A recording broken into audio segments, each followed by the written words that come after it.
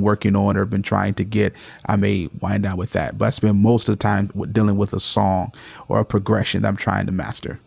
Right. Okay, I know Sean has a question, and then after Sean, I'm going to show you guys where you have to go with the training that you have to watch to enhance your practice. But Sean, you had a raised hand here. Yes, can you hear me? Yes, I can. I would Yeah, like so to get I would Sean to like raise to it. I would like to ask a question and I would like to get some comments. And I'll just say before we move on, I'd like to see at least 10 comments on this question. I want to know from those of you who are watching, how long do you think I would recommend you stay on a song, practice a song? Now, KV is talking about practicing songs. So in the comments, I want you to guess.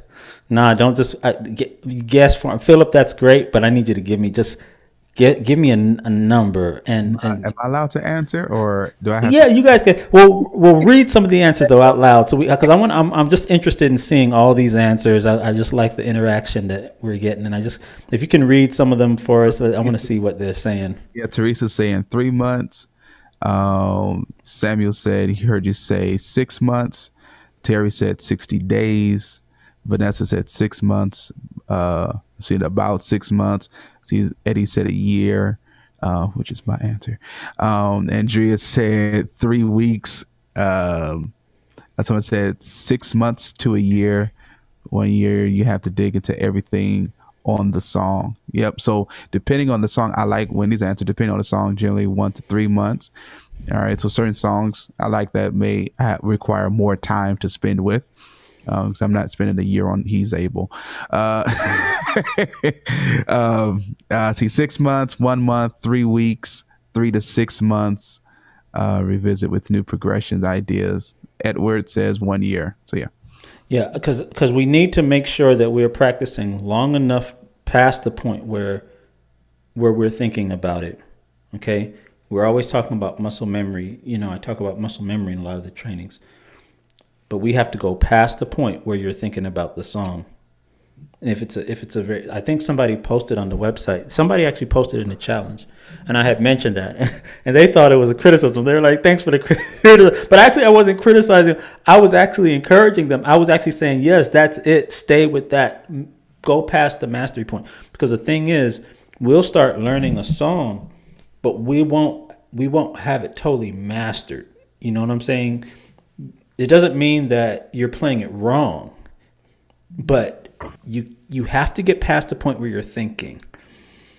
Okay, so do you mean memorized or just being? Andre is asking, do you mean memorized? No. I mean past memory. So here would be my statement. Memory is where it starts. You having memorized the chord progression is where it starts. See, that's where everybody's stopping. Y'all understand what I'm saying? They're stopping when they have it memorized. That's when it starts. And so that's the reason. So what KV had said about taking things to other keys, just being able to see, because the thing is, guys, if you play this, and I'm not even talking about a whole song. Let's just say you just do like maybe 5 or 10 seconds of a song. It's not going to help you unless you can use that in other songs. That's what y'all want to do. You want to be able to play your own stuff. You want to be able to play a hymn, and you want to be able to take the thing that you've been doing over here and put it in the hymn. But you're not going to do that if you stop at memorize. If you just stop at memorizing, it's got to go way past that. So the way that you do that is just to simply spend longer on the material. This is not rocket science, guys. I'm not like, it's not something that's actually, oh man, the secret is like something real like mysterious. It's not. It's just staying on this thing long enough. And as you guys can see, I get hit. I'm all hijacking these guys' session. I'm a hijack. I told them, I said, I'm not going to come into session, but you guys hitting on the stuff that I really care about. And it's hard for me to be quiet about it because it's just simple, like man. up in his bones. It's fire, man. Like I can't stress this enough, man. Like all you guys got to do is stay on it long enough.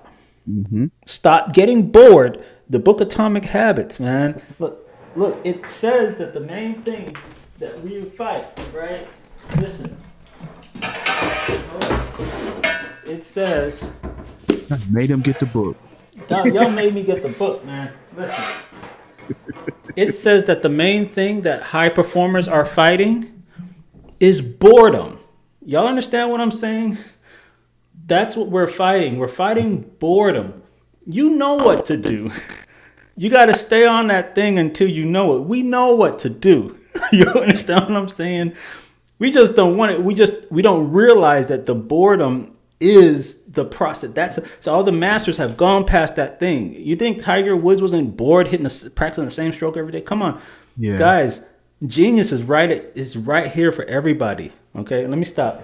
I'm gonna stop because I'm gonna stop. I love what I Cyril feel said. like I feel like when your Bible say this is when the associate ministers they teaching and the pastor he just excited like yeah because in Philippians Like what Cyril that's said, what I feel like. he said, I take one part or section and memorize it in all keys. So I stay on it for a while. So that's a great tip. And that's what we're talking about right now.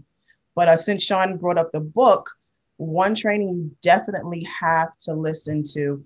Go to the training section, live training actually, and then scroll down to the Atomic Habits training.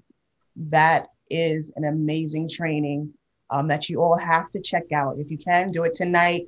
Go through it, and it's going to help you with your practice, your training, and